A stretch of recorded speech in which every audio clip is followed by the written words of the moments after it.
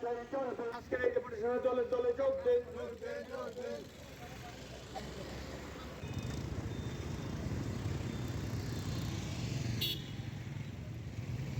চলবে রাজ্যের বিভিন্ন স্তরের শ্রমিকদের স্বার্থে আজকের ডেপুটেশনে দলে দলে যোগ দেন।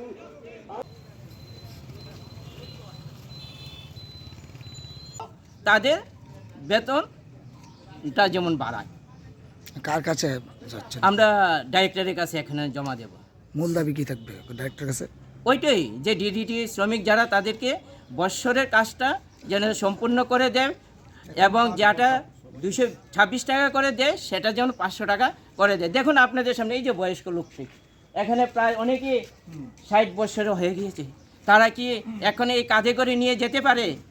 তা পারে না, কিন্তু তারা পেটের তাগিদে তারা যেতে হয়। এইটি আমার। আপনার পরিচয় দিয়ে দিন। আমি শান্তনু পাল, অল ত্রিপুরা আনঅর্গানাইজ ওয়ার্কার কংগ্রেসের চেয়ারম্যান। যদি আজকের ডেপুটেশনের পরে কোনো ধরনের সদুত্তর না পান বা কোনো আশার ফল না পান, কী করবেন আপনারা? আমরা যদি আজকে ডেপুটেশনের পরে সদুত্তর না পেয়ে, আমরা এই নিয়ে 3 বার দিয়েছি, আমরা 4র্থবার রাজপথে আমরা বসবো এবং সবাইকে নিয়ে বসবো এবং সবাইকে যতক্ষণ অবধি আমাদের সেই পূরণ না হবে আমরা সেই পথ অবরোধ করে রাখবো।